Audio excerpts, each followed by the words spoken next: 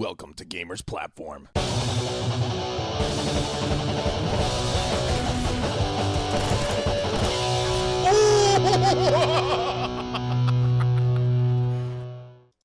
Hello ladies and gentlemen, Adam Wolf from Gamers Platform here, and in this video I'm going to bring you, it's a short video hopefully, I'm going to bring you what I think is possibly one of the best pieces of software I've come across. And you know, the reason behind this video is that I am an avid overclocker. I don't do it very often because I don't have the money to replace it, my hardware if it breaks, but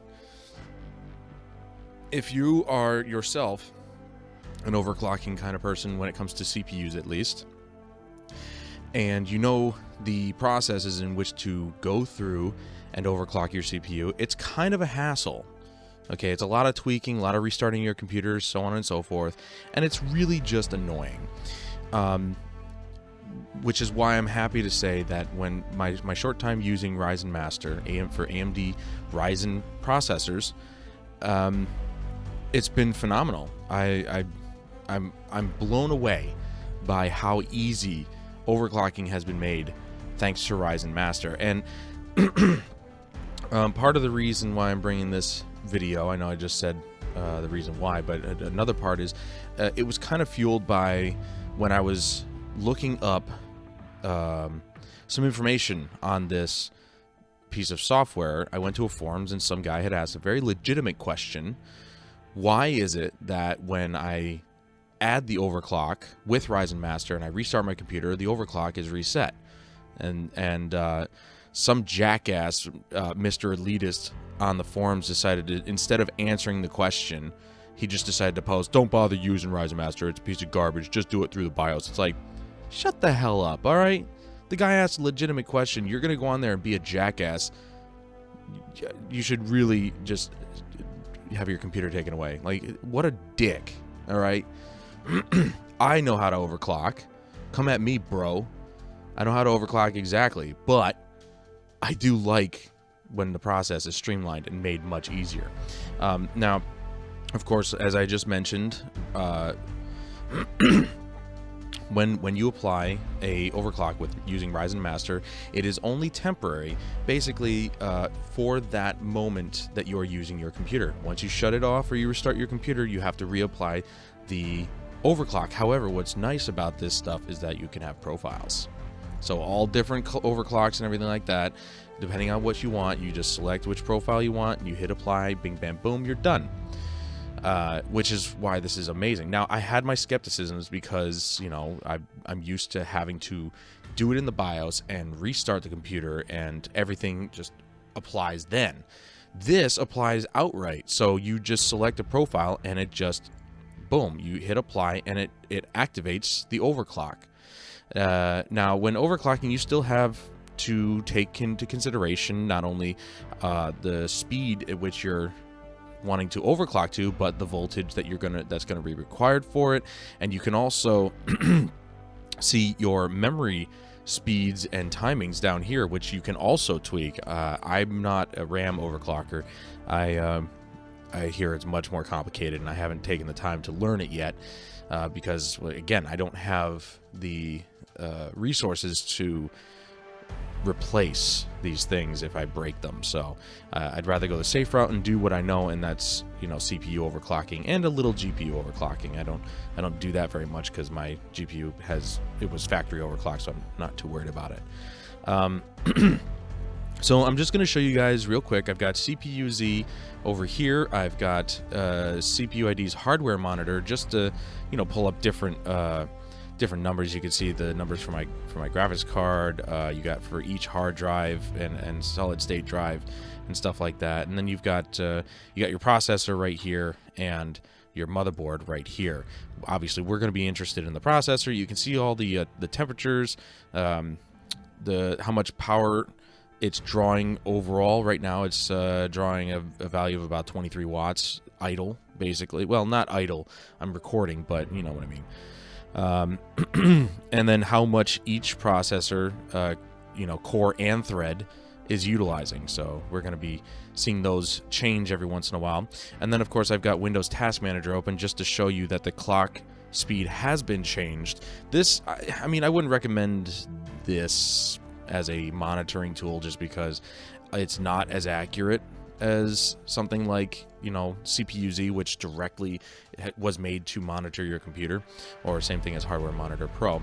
Because you can see right here, the core speed, that jumped up quite a bit for some reason, but you can see the core speed is sitting roughly around 3.2. Same thing right here. This shows it being less, so that's why it's, you know, it's not really great to use the Windows Task Manager. I just have it here as a comparison between this, and this. These two should roughly be about the same. They'll show the voltage and they'll show the core speed.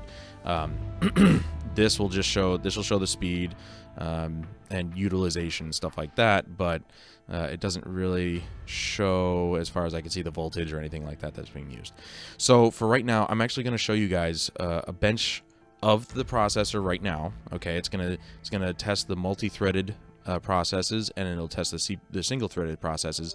It'll only take a few seconds, so I'm not going to skip or anything like that. You can also do a stress test on the CPU with CPU-Z, so it's a very useful tool. I use this tool in my RAM video that you guys seem to love so much. So, you know, it's really great for many things. So as you can see, again, it's at stock speeds, at about 3.2, technically 3.0. As you can see, the base speed is 3.0, but it's reading it at about 3.2. And for some reason, it keeps jumping up to 3.7 every once in a while. I don't know why it does that. So I'm just going to bench it real quick and show you guys the numbers. And the base numbers for the base clock is actually not too bad.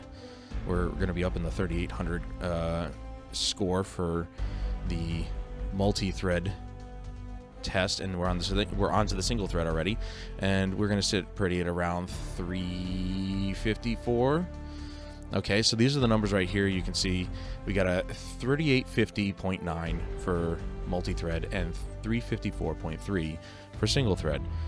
Pretty respectable, you know, pretty respectable base numbers and stuff like that.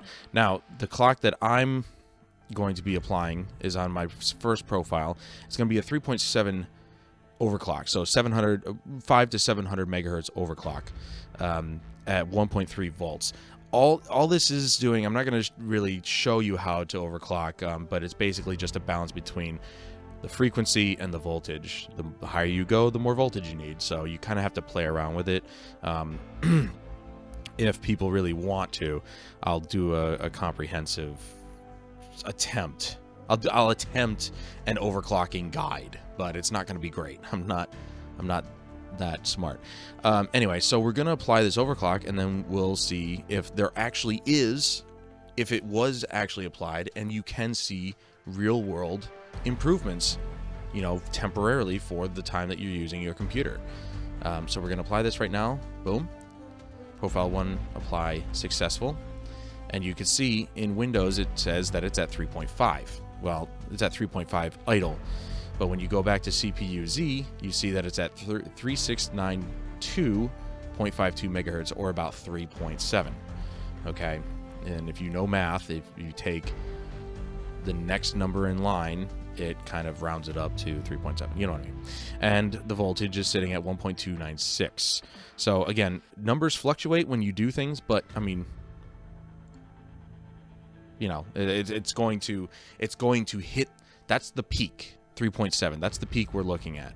Okay, and so we're going to hit the benchmark again. Remember these numbers, I'm going to have them up on the screen, so don't worry. 3850.9 for multi and 354.3 for single, and we're going to bench the CPU again. We're already past 4400 score on the multi-thread. Now there's other programs that are much better for this.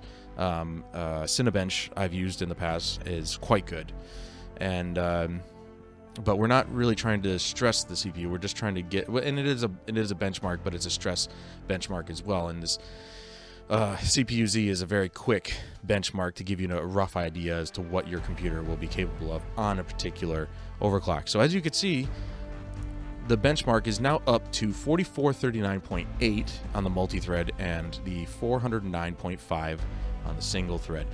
So my overclock actually is working. It blows my mind. When I first used it, it blew my mind. And it still blows my mind now that I can just click, boom, done, and you have instantaneous performance boosts.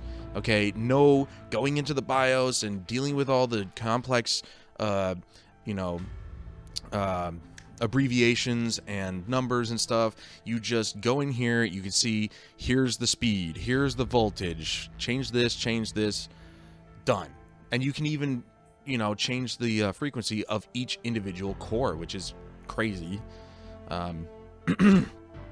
That kind of, it blows my mind as well. But the bottom line is that it's that easy. And if you're interested in overclocking, I think this is a good introductory to overclocking, to allow people who don't want to take the time to learn how to go into the BIOS and all this other stuff. This is a good entry point. And then if you're further interested after using something like Ryzen Master, it honestly, it is a lot of fun.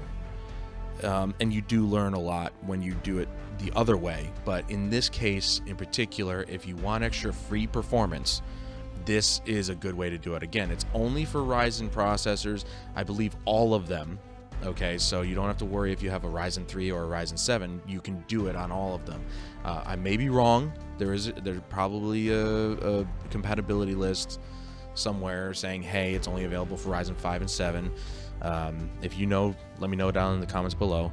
But you can see that there is clearly an improvement, and I barely did anything. I just knew, 'cause after doing a bunch of research and doing some overclocking myself, I knew that my computer would be stable at 1.3 volts at a 3.7 gigahertz increase. And I saw this increase when I was playing The Witcher 2 and I was running around Flotsam, because that was seemingly a heavy area, and I saw maybe a 20 FPS increase after applying this overclock. So it's definitely, it works, and I'm so happy AMD thought of it.